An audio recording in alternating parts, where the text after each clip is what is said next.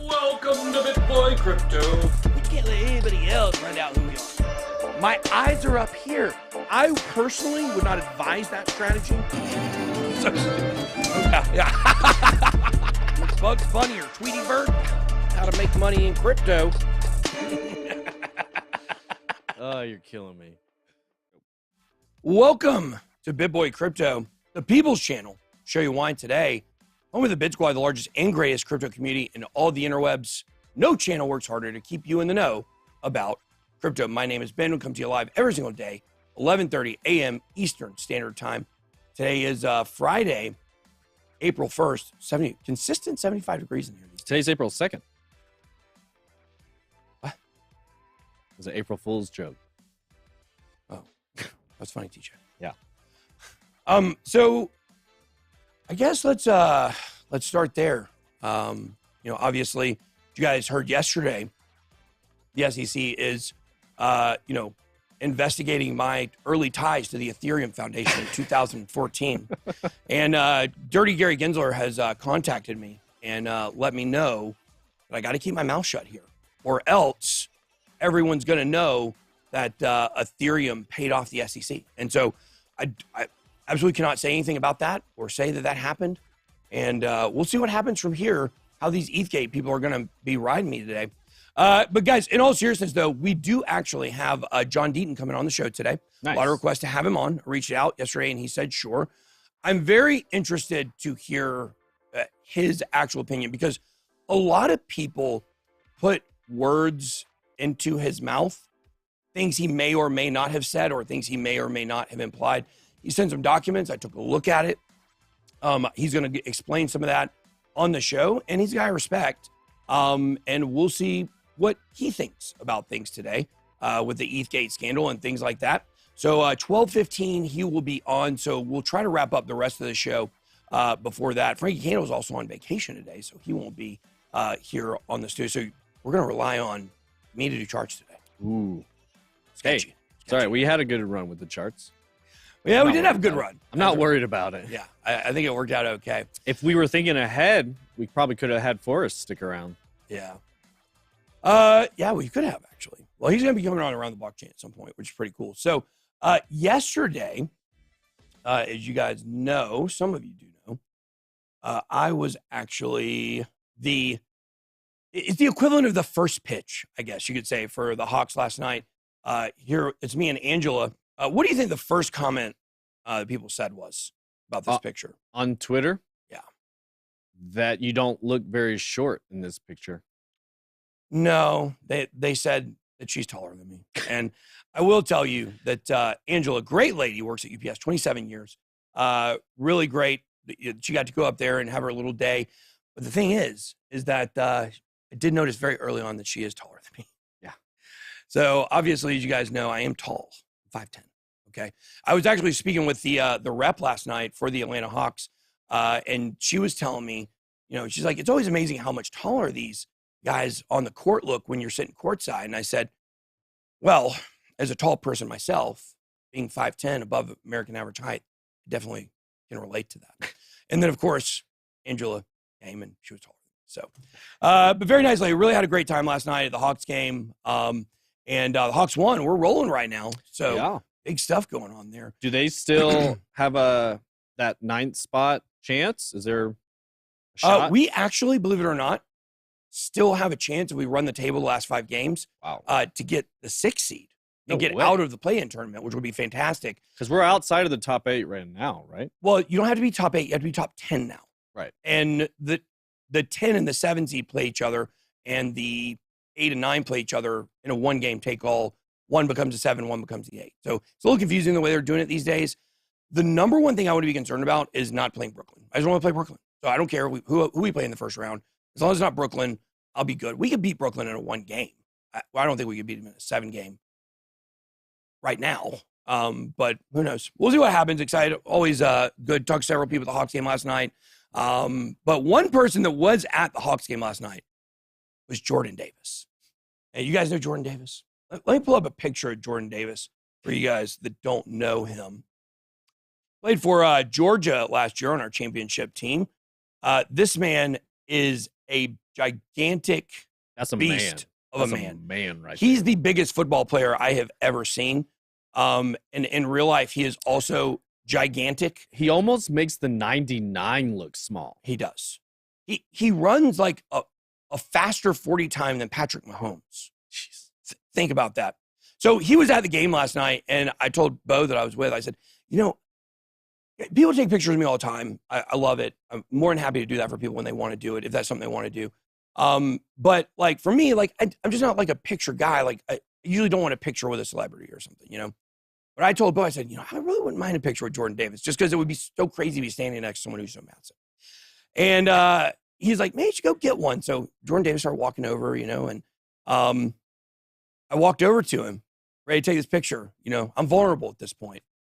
And one of his teammates like rushed him past me and wouldn't let me. Took a picture with everybody else, but I got the cold shoulder, which is ironic because I never do that to anyone. Like I always make sure to stay, even though sometimes people are encouraging me to go.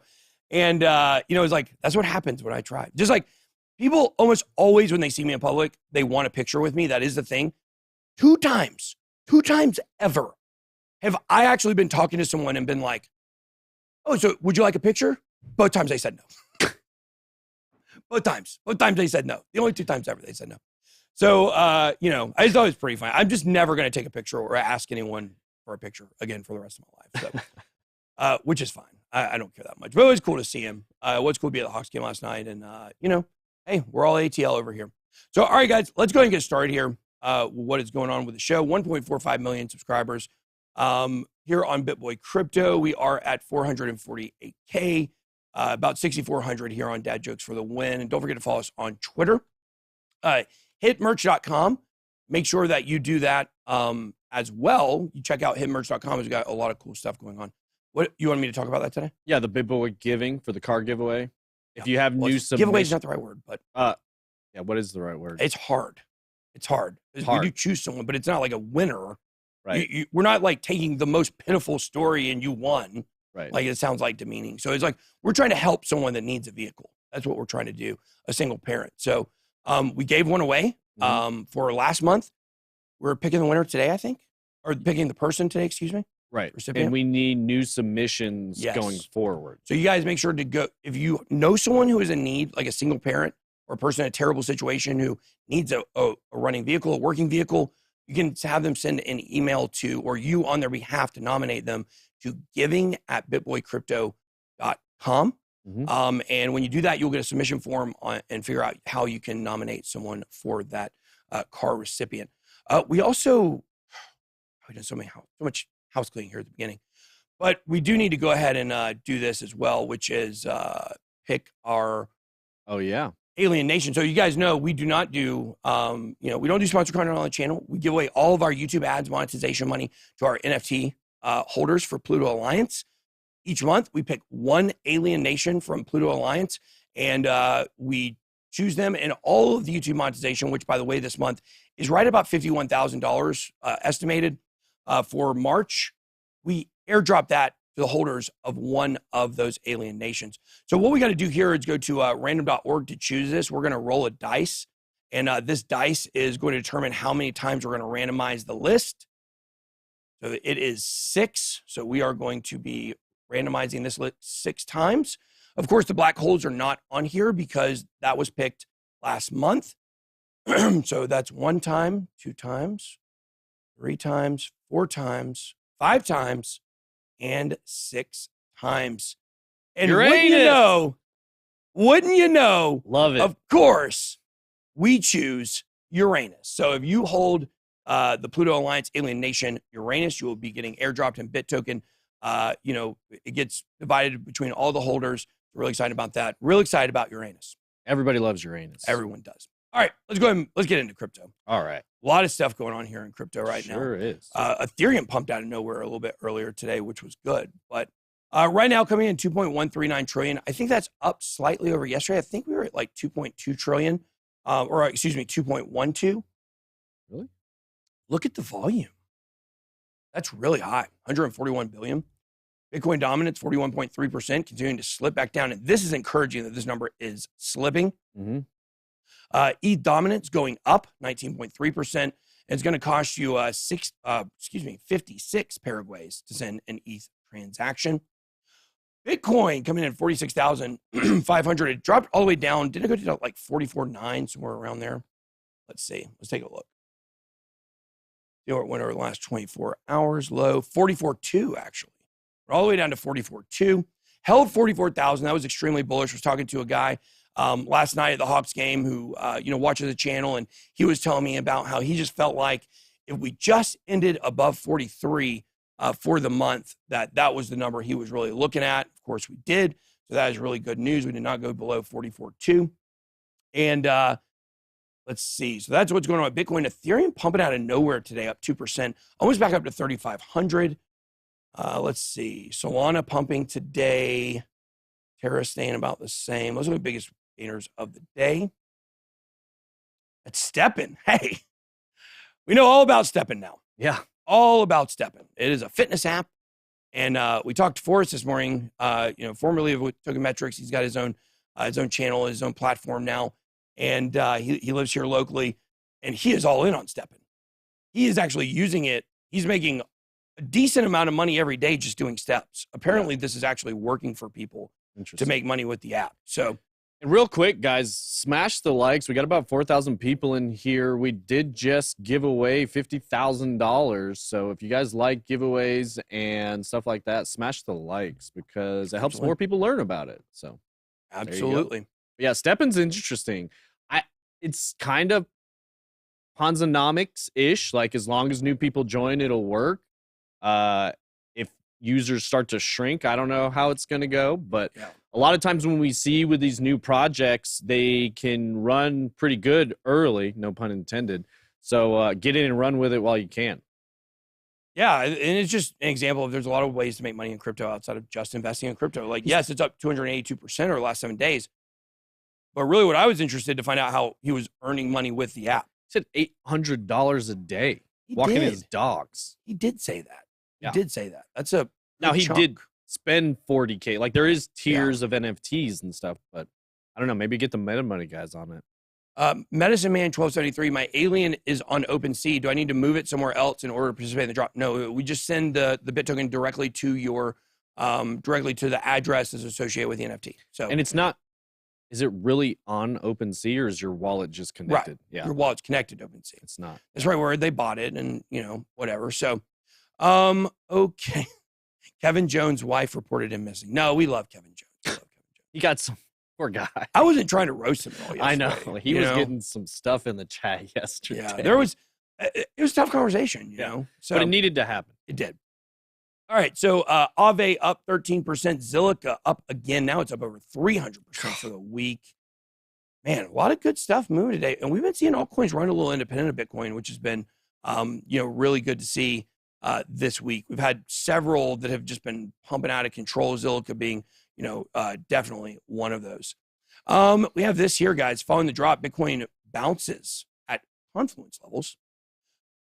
BTC has been increasing inside an ascending parallel channel since January 24th. The increase has so far led to a high of $48,189 on March 28th. While the price has been decreasing since, it bounced at a confluence of support levels on April 1st. If the upward movement continues after this bounce, closer to resistance would be 51,000. That's a number we've been talking about, for a little bit on this channel. Frank has mentioned it before. The 2-hour chart shows Bitcoin has bounced short-term horizontal support area, which is good. And really, when you look at the price, I mean, we've been in an accumulation zone for quite a while at this point. And at some point, it's got to break in or out. It's got to break up or it's got to break down. Bitcoin briefly drops below 45,000. This was one thing I want to talk about, which was what is going on in the European Union. Mm-hmm. My first thought when I saw the Bitcoin price dropping was, I bet this is because of, what occurred with the European Union yesterday. What's that? Some kind of weird music. Is there some? You're hearing it? I'm hearing it. Yeah. Is your computer playing any music? I mean, it's not. It's kind of a vibe, but I have no idea what it is. You guys can hear this? Okay. So it's not just. Where is this? It's John. I think it's John. John what? Where is this? Oh, it's John. Oh, I see what you're saying. No, it's call 4. I mean, guys, Gary Gensler has just hacked the chat. Gary Gensler has hacked our computer system right now. He's looking for data, my connections with the early ETH Foundation. Oh, they hear it. They all hear it. They all hear it. I mean, like I said, it's not bad. I hope it's not copywritten. No, it's got to be. We're in trouble if it's Hold copyright on. music. It's got to be. It stopped? Okay. Somebody's trolling us. Well, it's gone now, so. Wow. But I didn't see any levels. Like it. Lyrics just said take out a loan to buy crypto. Guys, that was huge right there. Guys, that was Gary Gensler. Yeah. Absolutely. That was the SEC calling. They want their Ethereum back because apparently I backed out of the deal. I've exposed the entire SEC and Ethereum Foundation. Well, that's cool. Yeah. April Fools. Not sure how it happened. Amazing how that happens, isn't it? Yeah. All right. Okay. Bitcoin briefly dips below 45K. Let's look at this story. The chat loves it, though. Yeah. I mean, it wasn't bad. I wish you could have heard it. As the European Union lawmakers backed stricter safeguard measures for crypto transactions on Thursday, the market was quick to react, with the price of Bitcoin dropping more than 4%. The benchmark cryptocurrency, look at that, a great name, briefly hit 48K on Monday. Now it's returned most of the gains with the latest move. Love you too, Gaston. Yeah, we love Gaston. But the prices recovered pretty good. Now, here's the EU crackdown on non-custodial wallets.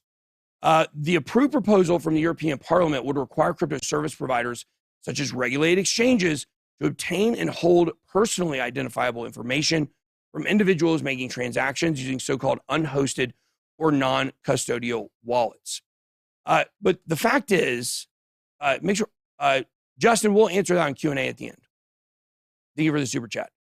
The issue here is they're asking people to do something impossible. Like the way crypto works right now, and it's meant to work, you don't collect KYC on every person you're sending a transaction to. Right. And what happens if you send a transaction? Like, are you going to jail? If you send a transaction and don't have the KYC for the person you send the money to? Like, this is an impossible problem that's not going to be able to be fixed by regulation. This is the spirit of crypto. They can make exchanges do KYC on people as they come in. This is a Pandora's box that is really, really going to be hard to stuff back in here as it has been open. So that's what's going on. It's bad news for custodial wallets. It's bad news for hot wallets, for apps that, are in Europe right now. But it's the worst news is actually for the person-to-person transactions, because that's what they're trying to get rid of. They don't want you sending money to someone, without them having it 100% on the books. They want to know every detail of every single thing when it goes to, when it comes to your transactions. They want zero privacy in your transactions. And this is just a joke. It's similar to the broker language that was in the, what was that? What was that? Was it infrastructure? Was it the Build Back Better bill? It was an infrastructure bill, yeah. Infrastructure bill, that's correct. The broker language regarding crypto, it was going to be impossible to enforce it. And pretty much the Treasury came out, we're like, we can't really enforce this, but it is what it is. They never removed it from the bill. It's still there. That's kind of what we're seeing. It doesn't matter what they say. They're not going to be able to enforce this. You know what? They're going to pay you a fine if you send money to someone and don't have it. Because once you send it, if you don't have it previous to that, then you're not going to be able to be guaranteed to get it afterwards. You can't make a person cooperate with you to give information on the back end. So very interesting implications here. We do think that definitely had something to do with the Bitcoin price going down. Now let's check out the chart here. I just promised I would never do charts on this show again. We covered enough news. I mean, if we're tight on time. Yeah, so I'm certainly not going to spend too much time on here.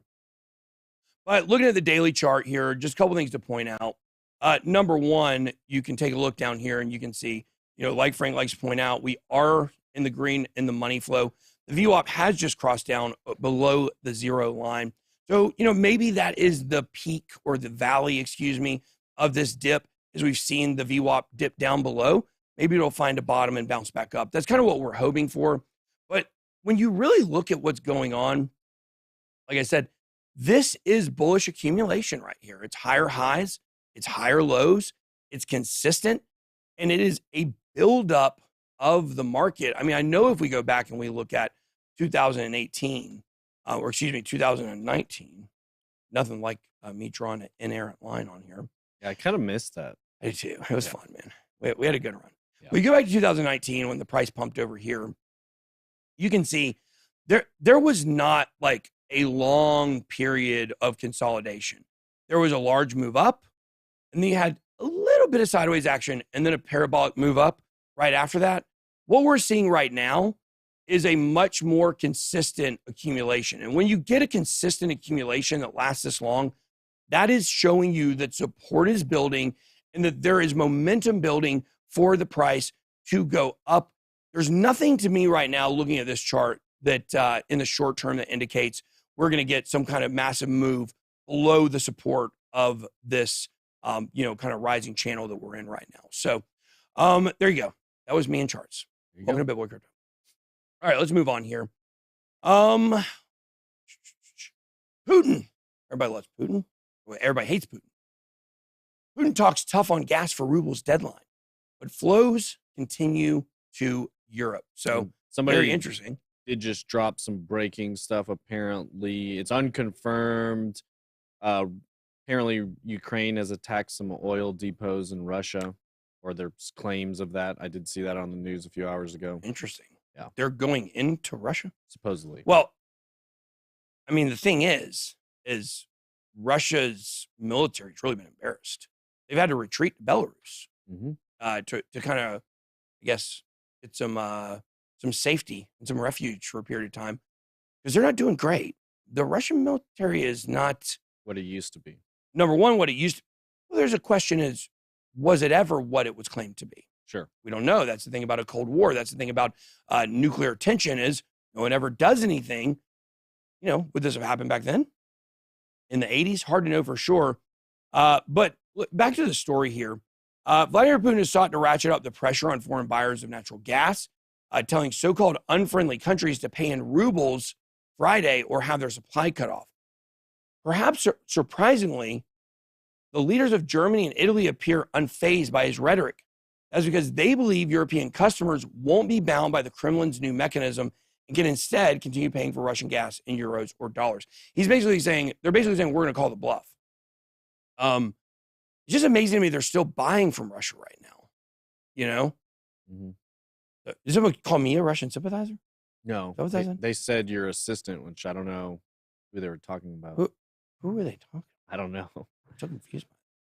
We have no Russian sympathizers here, for sure. We have an editor who's from Russia, and she's disgusted by it over there. I'll tell you that. Today, I signed a decree that establishes the rules for trading Russian natural gas with so-called unfriendly states.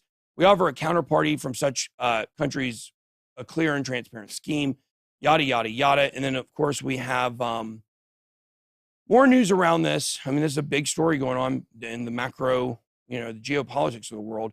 Russia to allow unauthorized imports from the West. Russia's allowing imports without a trademark owner's permission in reaction to sanctions.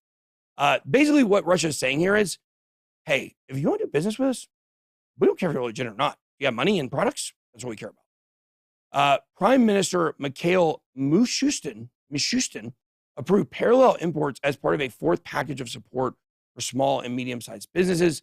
The West's response to Russia's war has prompted a surge in inflation. The aim of letting retailers import products without the company's permission, that's insane, was to saturate the market so people had fast access to necessary goods. I guess this is kind of like when you buy the NBA jerseys from China. They're not, the real ones are made in China too, but they're the fake ones. I guess they're just saying like, hey, you got something that looks authentic? Go and send it. We'll sell it. And they want to inflate the market to kind of discourage, it seems like, the people that are playing by the rules almost because they're kind of participating in the sanctions. So hundreds of global brands like Apple and H&M have either pulled out of Russia. Several companies continue to work to provide basic nutrition and hygiene items. I mean, guys, we should not be punishing the Russian people here. Once again, like cutting off hygiene items from Russian citizens. That feels very calloused by the rest of the world, doesn't it? Like a lot of people in Russia don't agree with what they're doing, with what their leadership is doing, and the people are suffering. And of course, people of Ukraine are suffering as well, as they are being attacked from all sides there. So we're certainly not trying to lift one side up over the other. But at the end of the day, like, you know, what did some random person in an apartment in some random city in Russia have to do with this? Probably not much. And it's just sad, the reverberating effects of a few, how it can affect so many. One thing that's going on here at home, Biden has now ordered the unprecedented release of oil reserves. I think we talked about this over the last couple of days. Maybe it was yesterday, maybe it was the day before. We talked about, will this reverse, the move to, not use any of our own oil, right? Will we see oil pipelines start to become popular again as we learn can't be dependent on other countries? That would have more negative effects, at least in the short term, than long-term effects of climate change. U.S. President Joe Biden has ordered a major release of oil from America's reserves in an effort to bring down high fuel costs. The release of up to 180 million barrels of oil over 6 months, largest since the reserve was created in 1974. Oil prices have dropped. Could have something to do with, rising price of Bitcoin after it bottomed at 44.2. But the release of about 1 million barrels a day is unlikely to fully resolve, the energy crisis. Yeah, you think? So some Texas stocks were trading up, Texas oil stocks, yada, yada, yada. So very interesting stuff. White House under pressure. No joke. And you know what I like? I love that there's like this idea that, number one, it just depends on which side, which political party you're in and which you belong to and which political party has the president. Like, it's either everything is the president's fault or nothing he has ever done has any positive effect on anything. Like, you can't really have it both ways. You can't say, well, Biden's obviously responsible for all of the gas prices. And then when the gas prices go down, you say, oh, well, that's because of other stuff. Pick a side and go with it, I guess. But the idea that the president has that much control either way over stuff, is kind of silly. And I'm certainly not defending him. I'm not a fan of his at all. But what I'm saying is, let's be honest with what's going on out there. We've got something really insane happening in the world that's affecting, it's probably going to cause us to ask a lot of questions about the future of energy dependence for the United States. So you're saying you want politicians and people in the government to be intellectually honest and consistent with what they say and what they do? It's based, when you put it that way, it seems pretty cut and dry, right? Absolutely not. Yeah. They'll never do that. Why would we want to do that? Why would we want people to be honest? Yeah. And so somebody said I should run for Congress yesterday. Somebody said that in the comments. You saw it? Somebody said it today. They did. I will not be running for political. Yeah. I have finally in my life made that decision. I do not want that life. Yeah, I wouldn't last. I'm too honest for it. I couldn't survive in that. I would tell you what's actually going on, and I would get murdered probably pretty quick. Yeah. You wouldn't get past state level at best because you're too honest. Sean Kennedy, definitely wrong on that one, sir. But we did actually get an email today from somebody, Georgia State Representative, an ex-Navy SEAL guy, or Special Forces, maybe not SEAL, that we might be talking to for Georgia. And later this month, we're going out to Sacramento. Yeah, went to the California State House to speak with the majority leader there. They're, doing some blockchain regulation. They want to talk to us about it and see if we can help them. Guys, we affect policy on this channel. We've done it before. We're doing our part, but we're trying hard, and we're open. If you are in a state that you feel like is not doing what they need to do in regulation when it comes to making blockchain innovation possible, then go reach out to your leaders. Or if you are a politician yourself, we'd love to go talk to your local state house. We like people at the state level, the federal level. There's a few guys that are okay, but for the most part, they're all, once you get to the federal level, you're already in on the Ponzi, for the most part. And the ones that aren't, they're made to look to be the craziest ones. Mm-hmm. So, all right, let's move on here. Snoop Dogg to discuss Cardano ecosystem with Charles Hoskinson. Snoop. As the new quarter rolls in at full speed, Charles Hoskinson, the founder of Cardano, and Snoop, who needs no introduction, so I'm going to not give him an introduction. We'll discuss the Cardano ecosystem in a few days. Charles Hoskinson and Snoop will be meeting on April 5th at Cardano 360. I don't know what that is. This came clear earlier when both parties confirmed this is happening. Yes, I'll be with Snoop on the 5th. I have the best job in the world, said Hoskin in a tweet. Look, Snoop Dogg is not one of my favorite rappers. I really liked America's Most Wanted with Tupac back in the day. But what I will tell you, he's got some good songs. He's on a lot of good Dr. Dre songs. Legend in rap.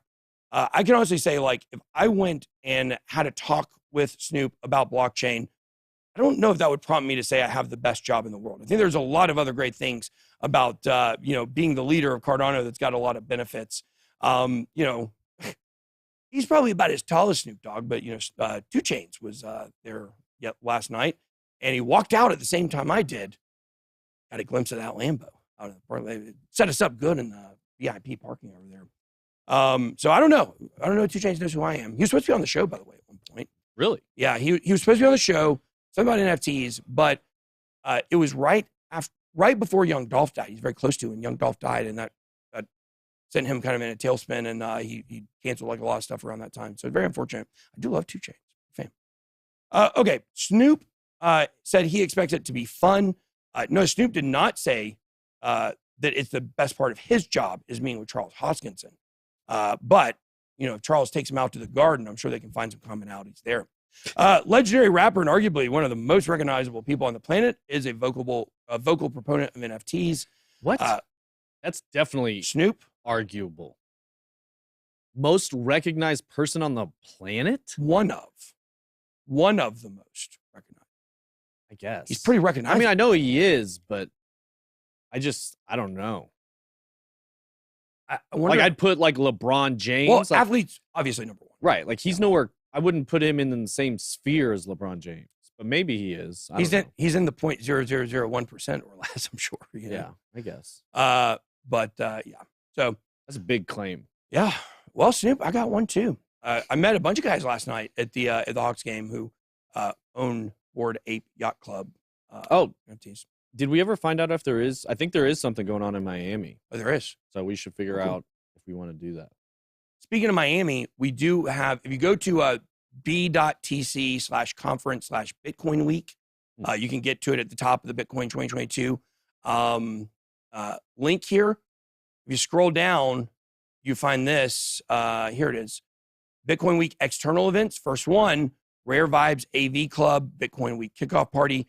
We will be there 9 p.m. I probably won't be there at 9, but Wednesday, April 6th. We do have a promo code for you guys if you're interested in going to this with Diplo, Base Jackers, Gianna Blue, and a special guest DJ. I'm not saying it's your boy, but I'm not saying it's not. I spun some records one time. Sounded terrible. I never did it again. So anyways, guys, we'll be there. There's a promo code, BitBoy Crypto. If you're interested in going to that, you can get there from the Bitcoin conference page. All right, so moving on here to, where did it go? Cardano smart contracts surpassed 2,000. That's great. A Netflix crypto swindler documentary draws wild community reaction. We talked about this yesterday. I watched this the other night. Viewers of the documentary, especially those aware of the whole saga, resonated with the conspiracy theory about the founder faking his death.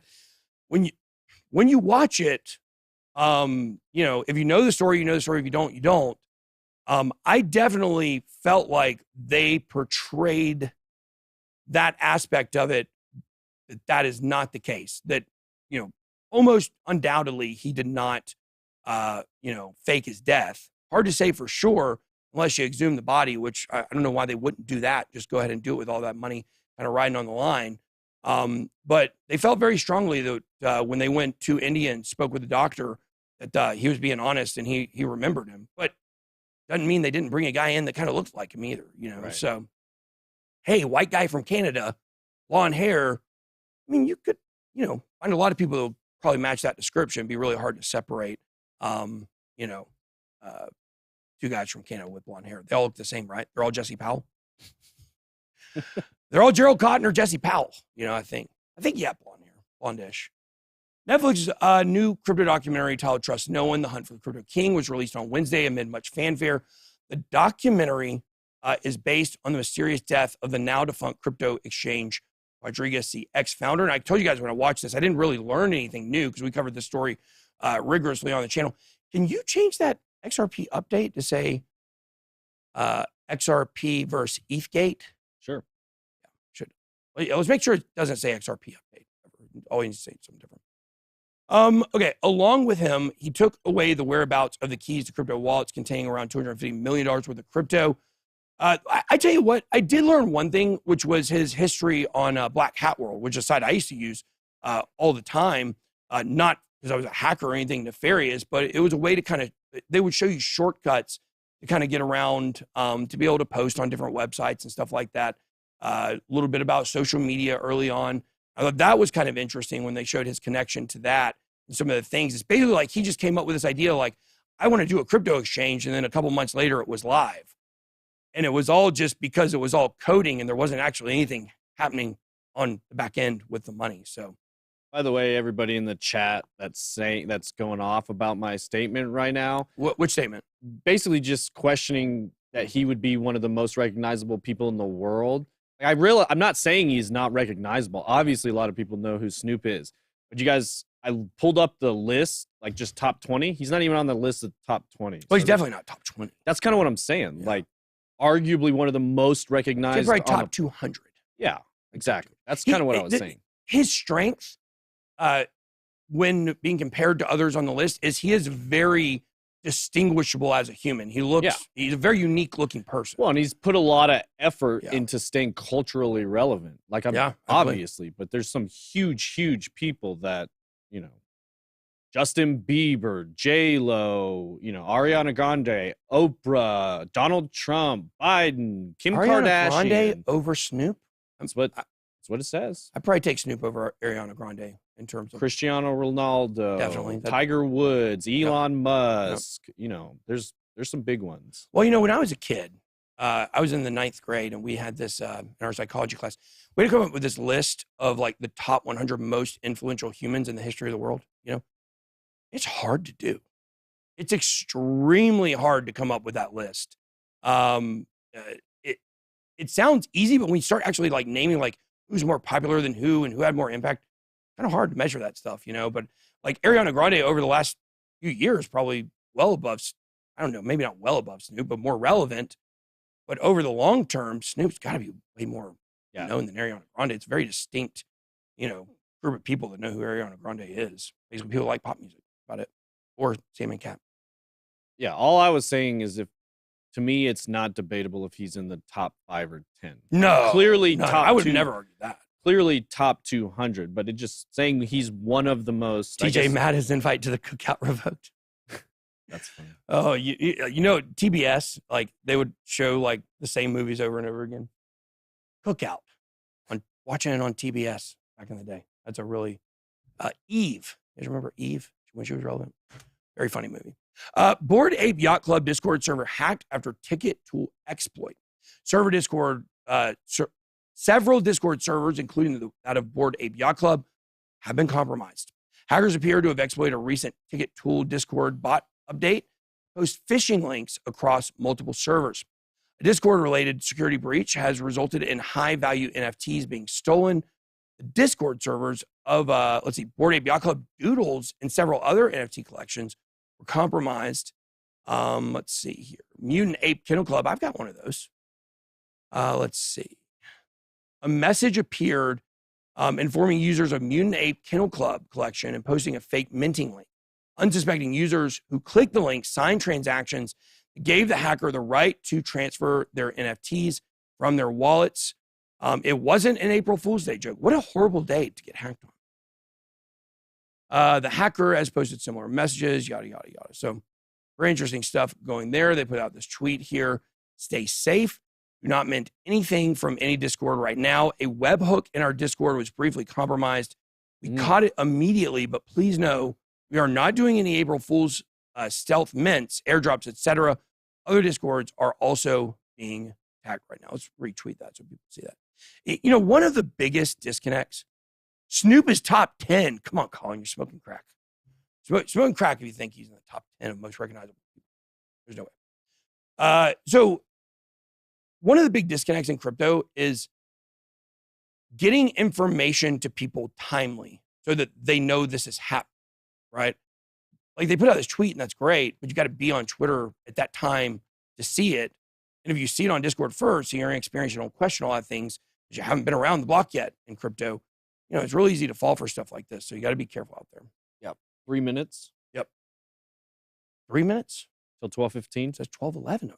That's 4 minutes. Self-proclaimed Satoshi plans to dump his Bitcoin worth $50 billion as Bitcoin has no utility. Yeah, sure he will. Oh, this is a really, really stupid story. I don't even want to say it. As the price of Bitcoin drops below 47K, one of its major whales has revealed what he plans to do with his Bitcoin supply. Craig Wright, who has a supply of around 1.1 million Bitcoin, he does not. He can't. He does not have that. If he did, he could prove it, and he's never been able to do it. This is how everybody knows he's a scammer, fraudster, whatever you want to call it. Hey, listen, guys. If the price of Bitcoin goes down another $1,000, I'm the proud owner of 19.1 million Bitcoin. I will dump it all. I will do it. So stupid. Okay, I'm not even going to cover that story. If you don't know who Craig Wright is, he's mean. Terra founder reveals what will happen to UST if Bitcoin price crashes. Kwon told Laura Shin on her Unchained podcast that he is betting on the long-term growth of Bitcoin price and isn't worried about short-term volatility. That's basically... But yet, he's planning to dump Bitcoin to zero. Wow. This is... What's website is this on? This is Crypto Briefing. Interesting. Let's see. This is in response to people saying, you know, like, oh, if you use Bitcoin as a backing asset for your stable coin, if the price drops dramatically, that's bad. And he's like, no, it's going to be fine. And then he is admitting, like, yeah, of course, if it dropped a ton, it would be bad. But I was looking at it from the perspective when I was scanning through the story here to find, like, did he actually make a joke about that? Like, is it an April Fool's Day joke? It doesn't look like everybody's doing the April Fool's Day joke today. You know, like, oh, you know, selling all my Bitcoin today. You know, guys, I'm not selling my Bitcoin today. I want you to know that. I wouldn't joke with you about selling my Bitcoin. No offense to Chris or people that did say it, but I'm just saying I wouldn't do that. Instead, I'm going to tell you that the SEC is coming after me. That's a funnier joke. It's funnier and it may have real world implications. Yeah. You know? So that's a much better joke. Right. So anyways, wish we had time to cover a little bit more of these Terra stories, but you know, long and the short of it is this. Do Kwon's great for crypto, I think. And you know, if you're of this toxic Bitcoin maximalinity, I term that, to where you think that someone who is trying to do something good for Bitcoin is bad, and that's bad for you at the bottom line, then you're just not paying attention to the way crypto works. You know, you're one of these people that you just must not have any friends in real life, because you got to have people thinking exactly the way you do, or else you can't talk to them or have a conversation or respect them. So, all right, well, listen, guys, this is what we're going to do today. We're bringing on John Deaton. We are going to talk about ETHGATE. I'm going to allow John to talk about it for a little bit. Tell me maybe some misconceptions. You know, we've got some documents, I think. Yep. Do we have them pulled up over here or you have them over there? No, they're on your screen. They are? Yes.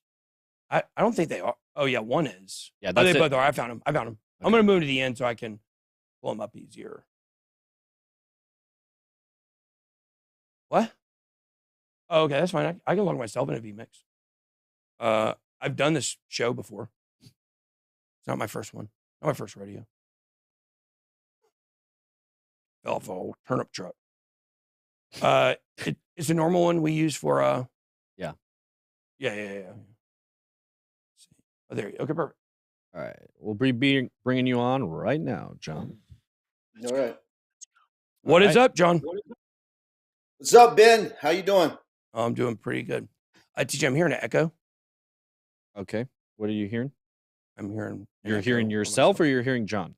I'm hearing myself. Mute. Can you? Did that work? No, that didn't. I'm picking up two audio sources somehow. Give me 1 second. Let me check on this. Sorry, John. Hold on 1 second. No, take your time.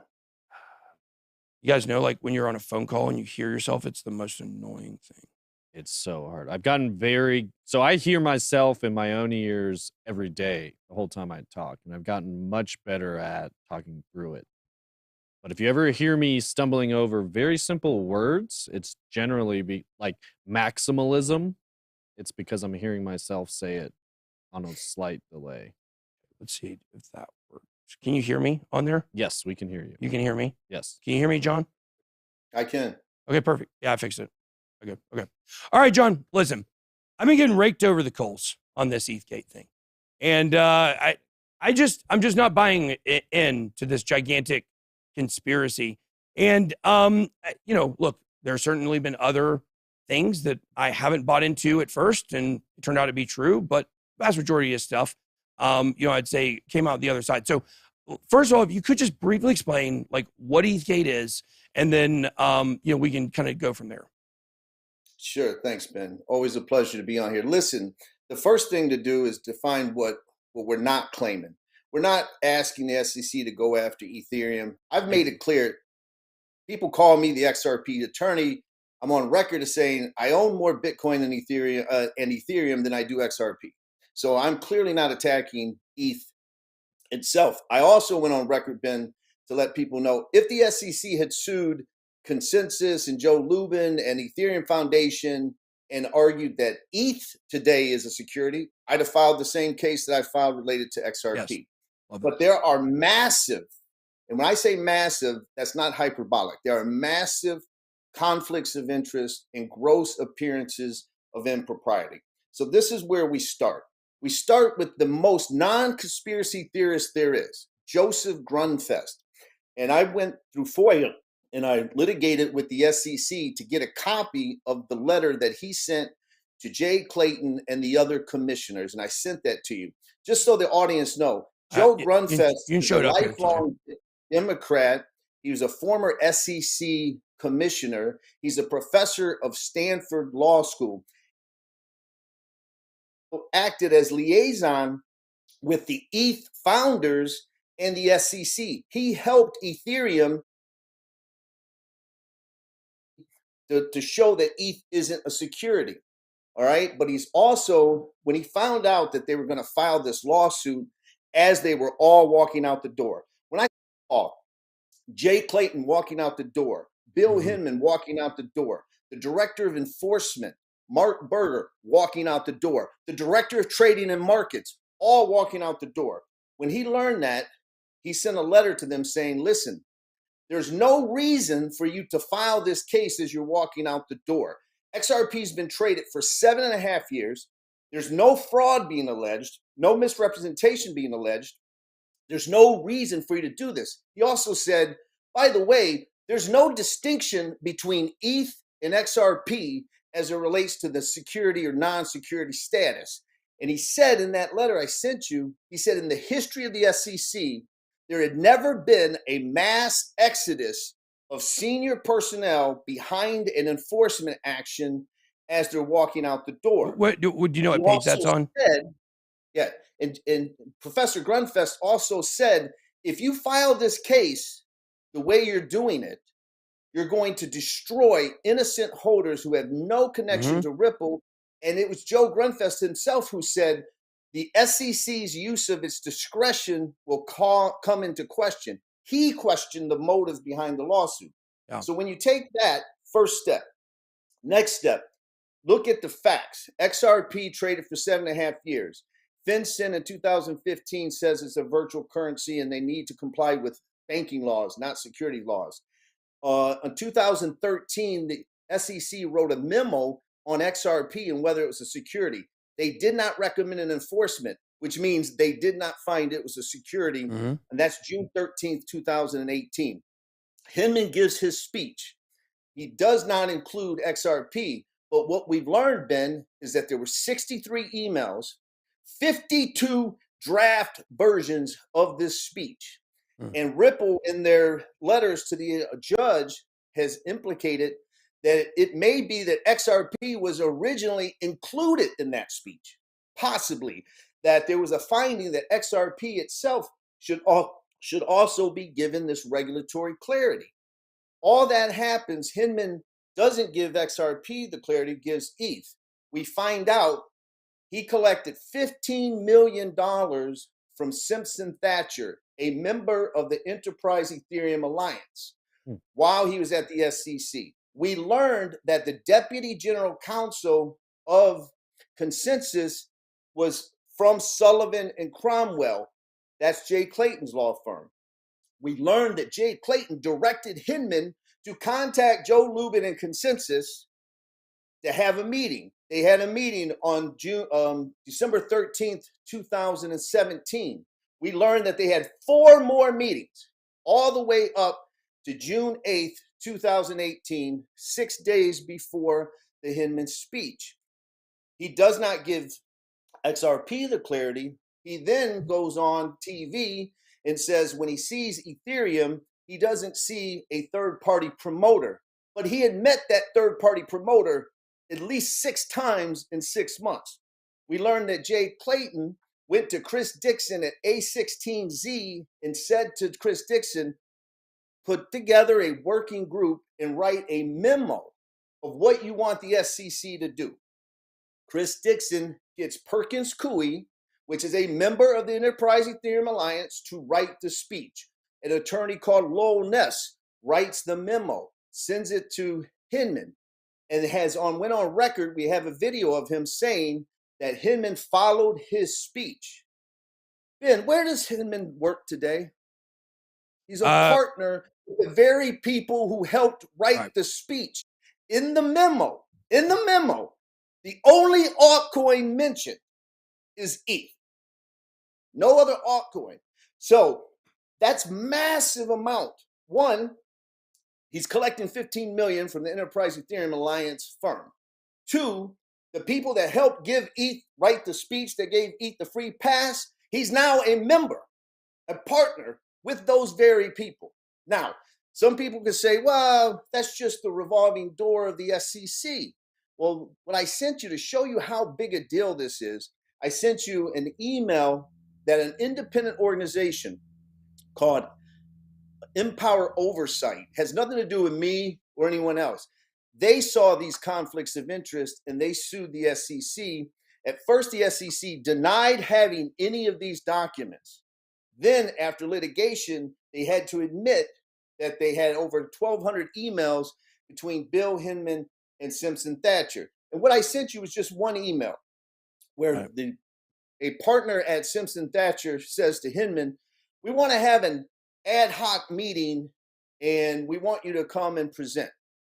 And what does Bill Hinman say? He says the ethics office is resistant to me going to a dinner with Simpson Thatcher. What is this lawyer's response? He says, well, maybe we can sit at a different table and not ask questions. The point, Ben, is what do you think are the chances if the ethics office at the SEC didn't want the man to have dinner with him?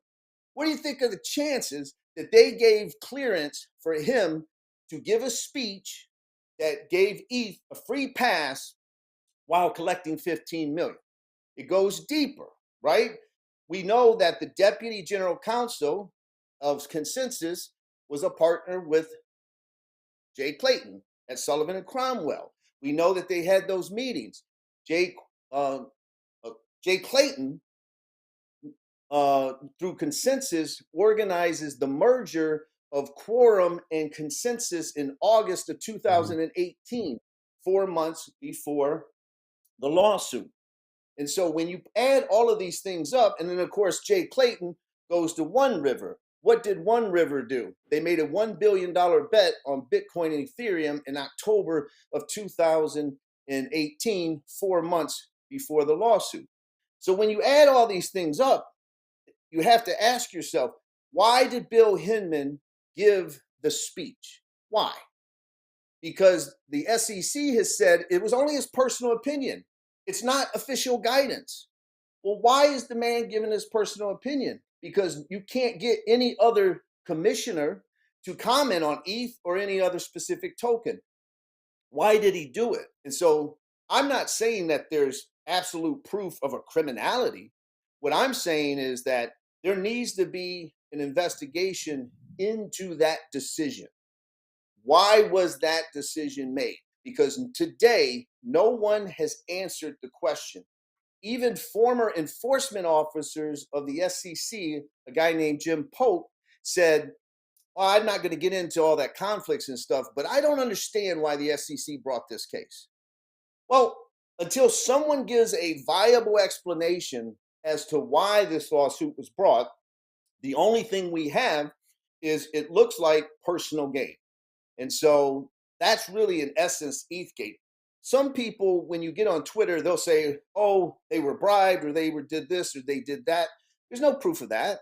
But there is an absolute proof of connection between these ETH founders and players and these particular SEC officials. And that's really what it comes down to. Yeah, I think for me, I think when it comes, I would never say the SEC is not corrupt. Actually, quite the opposite. I say that they are the most corrupt organization in the government, along with the NSA. It's very clear, the reasons why they do a lot of stuff that they do. And I understand there can be a lot of confusion about that. One hinge question is, why did William Hemmen put it in? But I would go back to, and also I would like to say, I obviously feel like Ripple has been unfairly targeted here. No question about that. I just don't know if there is a strong enough connection to say Ethereum got favoritism because of this reason. Meanwhile, XRP did not get favoritism for this reason. You know my name's wrong up there, TJ? Yeah, I see it. Bim. Yeah. Bim. That's my name, Bim. So the point here is this. They are mutually exclusive, in my opinion. Why that got mentioned for Ethereum, maybe it's a bribe. Great. But I don't think that has anything to do with why they went after XRP. And when it comes to Perkins and Coy, I mean, they're obviously a gigantic firm that represent tons of different interests. And the Ethereum Alliance, now, I'm not sure how familiar you are with the Ethereum Alliance specifically, but I mean, maybe correct me if I'm wrong here. I mean, this is not the Ethereum Foundation. No, the Enterprise Ethereum Alliance is a membership of Right. law firms and businesses that are exclusively promoting all enterprise use on the Ethereum blockchain. Right. That's basically what the Enterprise Ethereum Alliance is. Right. And this was something we talked a ton about the Ethereum Alliance about 2 years ago, as the DeFi summer was kicking off. A lot of those projects were doing well. Unibright in there, and some other ones as well. But the thing is that even if, let's say it is a bribe, let's say it's a direct bribe from someone in the Ethereum Alliance, that's not the Ethereum Foundation. That's not a connection to the founders of Ethereum. That's not a connection to the way that the token sale went down. All it is in my opinion, most likely what we've seen with the way that these people move from place to place is it's a payment from someone that wanted William Hemmen to come work there afterwards and get a leg up on everybody else, and somebody that had vested interest in Ethereum. But that's not a reflection on Ethereum itself, and that's my biggest problem here, is that so many people on Twitter and in the chat, that ETH is not the bad guy in this. Just like you said, you would have defended them the same way that you are defending XRP. Ethereum itself, Vitalik Buterin, these are not the bad guys here. The bad guys are the SEC.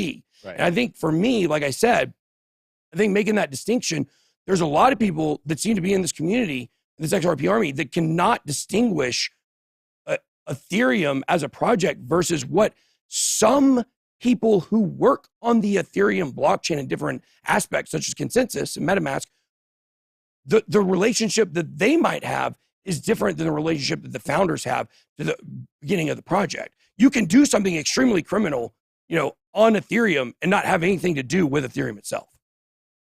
No, I get it. Here's the problem is that you have a lot of people that are obviously angry.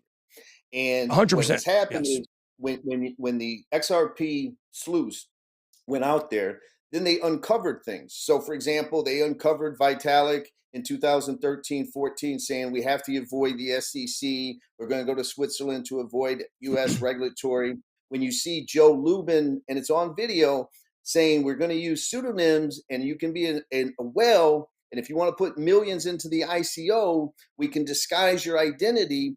When they compare that kind of behavior to, others like Brad Garlinghouse and them putting it in escrow. You know, there's a famous video of Joe Lubin and Brad Garlinghouse on stage. And Joe Lubin goes on the attack and says, well, are you selling XRP and you hold XRP and you hold so much XRP? And Brad Garlinghouse looks at Joe Lubin and says, well, are you selling ETH? What do you use your ETH for? And Joe Lubin goes, well, we're a private company. And Brad goes, so is Ripple, but we're at least being transparent. So I think the problem is when they see one version trying to do it the right way and others who absolutely intended to hide certain identities, that's when the anger comes into play. Yeah. I stand by. People are shocked when they learn that I own more Ethereum than I own in XRP. And I've been hit on Twitter, John, with everything you've discovered and everything you're arguing, how could you own this unethical token? I go, because it's alphanumeric code, right? It's a token.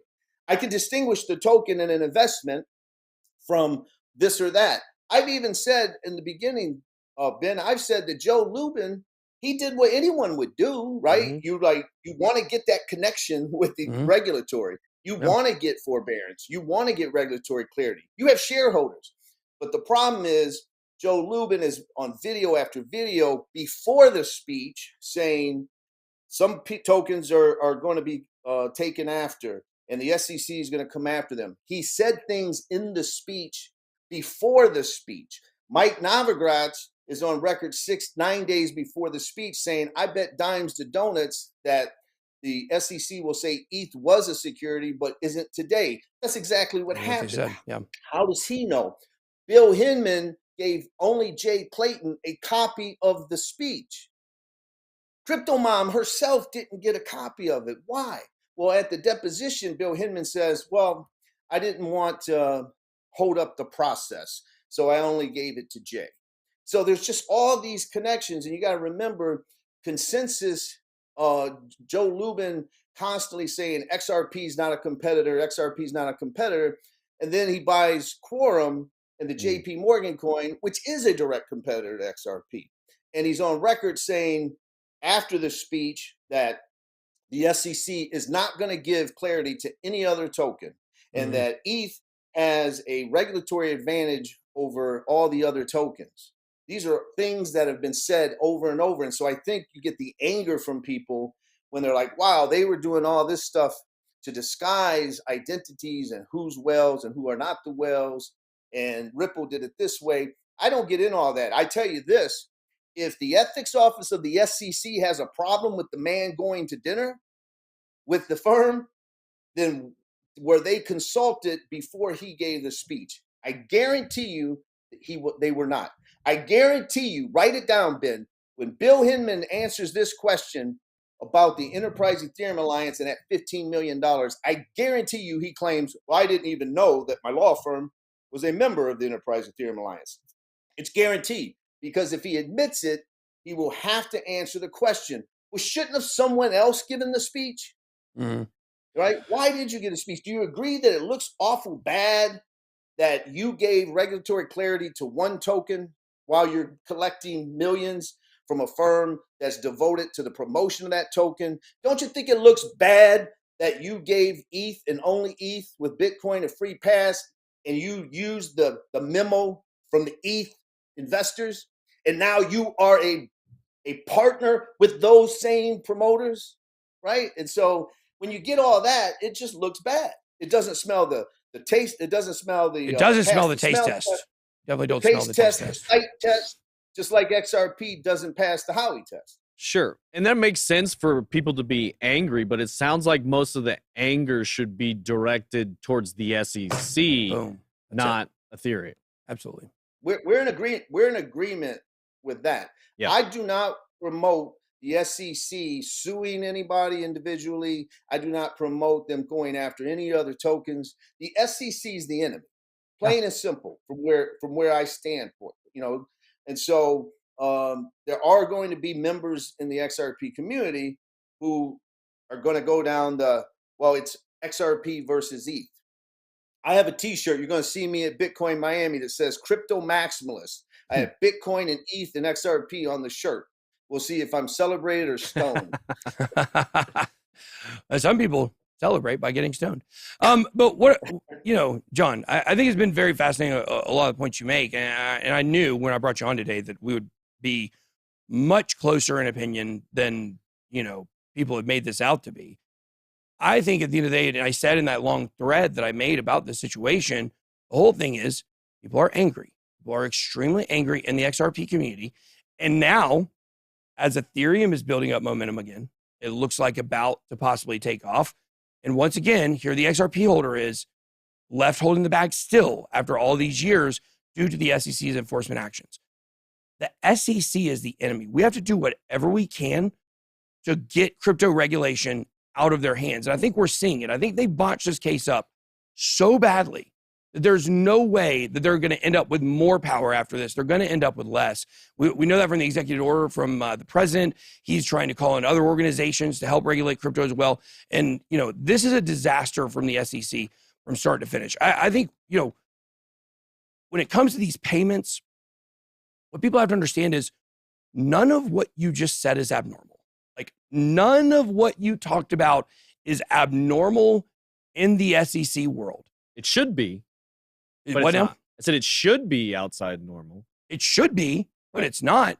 Ever since crypto has been around, the heavy insiders, they're the ones that end up, for the government, they're the ones that end up working at the organizations to be able to, help crypto companies figure out how to get around the laws or how to bend the laws. And I think when you talk about what Vitalik and Joseph Lubin were talking about, in the early days about, covering your tracks and whale addresses, you don't think every crypto project has had those conversations? That's what was going on with Bitcoin. Exactly. Trying to get around, and they were dealing with the BIT license in New York and very similar things. People get paid off, and then they create the BIT license, and then they create the company. They created their own pay to play. Yeah. So it's So just here, government. let me respond this way. I agree with you. The revolving door, the SEC, or it could be the FDA where you regulate and then you go to Pfizer, right? Or Moderna. Same thing with the SEC. There's no doubt about it. But Ben, it's gotten so bad that now they're doing it so blatantly because they think they're untouchable. So all I'm saying is, let's do an investigation into these conflicts. And maybe at the end of it, they will say there was no actual crime committed, no criminality, no quid pro quo, no bribe. But we recommend that these steps be taken in the future to avoid such gross appearances of impropriety. Because I would tell you, I say that when the appearance of impropriety rises so great that it destroys the public's confidence in the agency, then actual impropriety has occurred, even if no criminality has occurred. Yeah. Well, I mean, none of us have any confidence in the SEC. And out of all the things I'm confident in, like when it does come to the SEC, which is very little, the thing I'm the most confident in is that they're not going to open up an investigation on themselves. The government is not going to open up an investigation on themselves. We've already seen what happens when they do that. They're dog and pony shows, kind of what we saw for several years in the last administration, where everything was a new case every day about something different, and then they move on to the next idea. It's all a circus in Washington, and we have no faith in our leadership anymore. And I think that is really sad, especially here in America where, we love our country, we're patriots. But at the same time, I don't see this getting fixed. Like, I don't see this changing. And I think we could see the same thing playing out next year that we saw back those years ago. And going forward, we'll see it much, much more, and it will become more and more blatant because if the government still continues to grow more and more overbloated, who's to fight them? Without, opening up a militia. Like, what are you really going to do? You can only bring so many cases, against these different kinds of actions. They all get shut down because the government's protecting itself from within. So we definitely would agree that they are extremely corrupt. My whole thing with this is it is not Ethereum's fault that XRP has been unfairly targeted. That's a separate issue. And I think that when we talk too much about, the misdirection that went on behind the scenes, we're taking the attention off just the fact that they're being unfairly targeted, period. And I don't know if William Hinman, whether he had said what he had said or not, I don't know, this case might still be going on anyways. I personally, John, I believe when Brad Garlinghouse said that they had been cashing out profits to remain a profitable company in the bear market, that was the moment the SEC decided they were going to go after him. That's my opinion, because that was not. Well, I mean, it made sense. It's logical. That wasn't something that people wanted to hear, and that really kind of was not the best thing for the community in the short term. Over the long term, you want them to remain profitable. But that's my opinion. That's when I believe they decided to go after him. I mean, here's the thing, though, is that let's not forget that not only after the 2015 FinCEN, 2019 Coinbase in January 2019 goes to the SEC and says, listen, we've run XRP through our framework. Today's XRP is not a security, and we're going to list it next month unless you tell us otherwise. SEC doesn't say anything. 6 months later, in June of 2019, Ripple files a form with the SEC saying, we're buying 9% of MoneyGram, and we're going to send MoneyGram with XRP, and they're going to use the XRP. And the SEC allowed that to happen, knowing that MoneyGram was not going to hodl XRP, but would sell it in the secondary market to you and me, right? Then Brad Garlinghouse met with Clayton and Hinman, and he said, we're living in purgatory, dude, because you gave ETH a free pass, but what about XRP? They don't turn around and say, well, it's because it's a security. Brad Garlinghouse meets with Elad Roisman, November. And same thing. Elad says, sorry about this, but Brad Garlinghouse says, again, we're living in purgatory. He leaves that meeting thinking everything's going to be okay. And then as they're walking out the door, Clayton breaks ranks and votes 3-2 with the two Democrats and goes against Crypto Mom and Elad Roisman and votes for this. And there's got to be a reason. And I don't think the reason is because of a statement by Brad Garlinghouse. I think it is related to giving ETH and other tokens that they were heavily invested in, okay, or connected to, an advantage. Because let's not forget, XRP was battling Ethereum for the second spot. It's battling in market cap, but it's not battling in, any real tangible way outside of just, what the market cap is. Like XRP did briefly pass Ethereum to take back the number 2 spot. I think it was like 2019, maybe it was.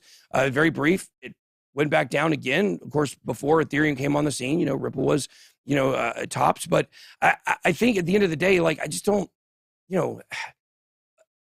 see the connection. I really just don't. They're batting for market cap, but they're not doing the same thing. And so because of that, it's hard to say they're competitors in any sense of the word. Well, I understand that, but the question is, then why is the answer? Okay, you've offered an answer. I don't agree with your answer that it was a statement by Brad Garlinghouse, because they would have told him that, right? Let's not forget. Well, maybe not. Like that's the nuance of all this, is that we'll never really know what the moment was. We'll never really know why they did what they did. At the end of the day, we're going to have to grasp for straws and guess. And I think that's where a lot of the tension in the community comes from, because we're not going to have that answer. Because, just like when we look at this, I was, when we talked last time you were on the show, I said, well, if a judge sees something, can they strike it from their own memory? And the answer is like, well, not really. Like, yes, they can decide, like, from an objective standpoint, I'm going to try to not let this factor in. But on some level, they know what they know. And so, when it comes to this, it's like, Ripple itself has been gone after for unfair reasons. We're not going to get the reason probably why they're really going after them. You throw that reason out, we're never going to see it. We're never going to get it. We're never going to know exactly what it was, even if on paper they say it was because of this. Like the true heart behind Jay Clayton, as he was walking out the door to dump this on Gary Gensler, that's what I want to know. It does seem like there's something personal, something that was upsetting to him, and something he didn't want to have to deal with. He wanted the next guy to deal with.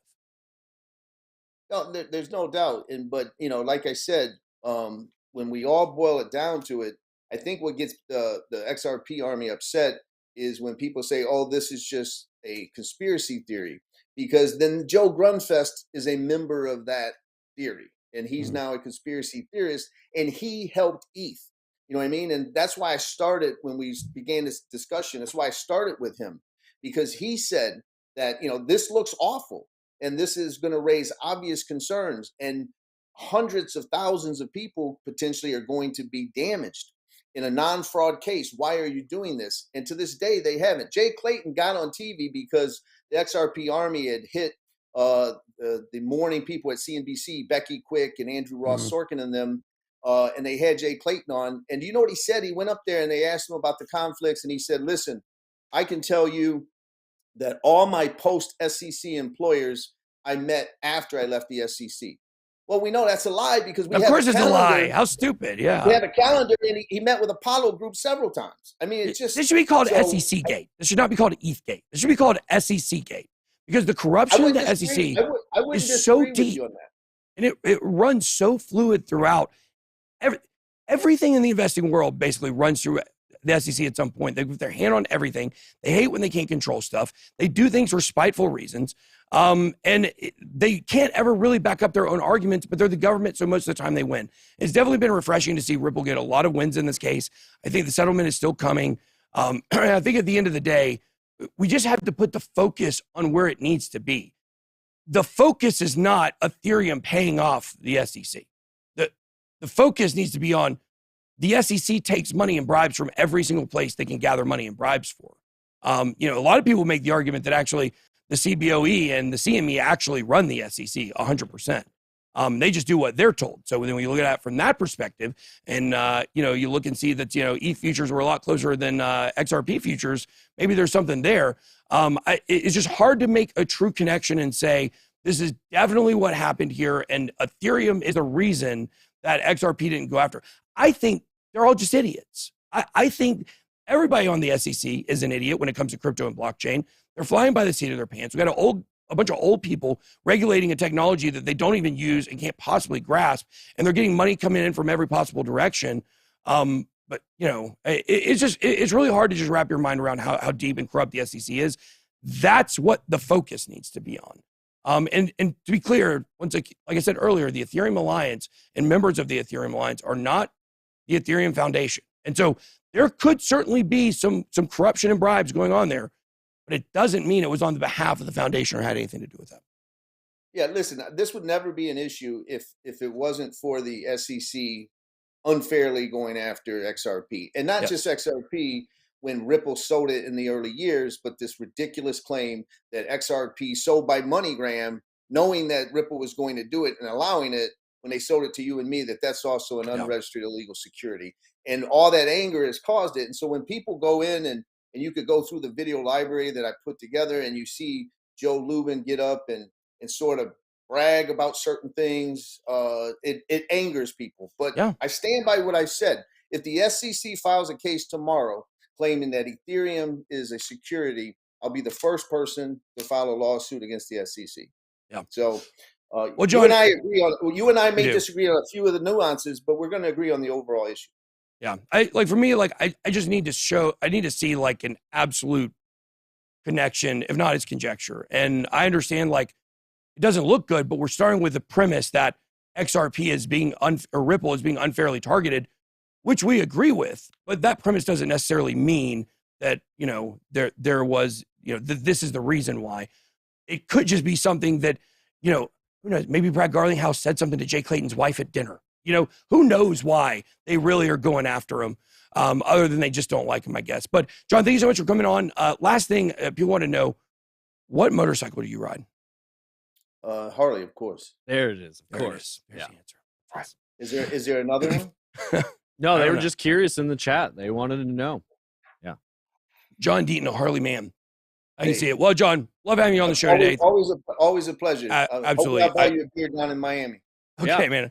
Always respect you and your opinions. And everybody else, you guys can drop below in the comments what you think about this debate. Let me know. That's all we got. Be blessed. Good boy out.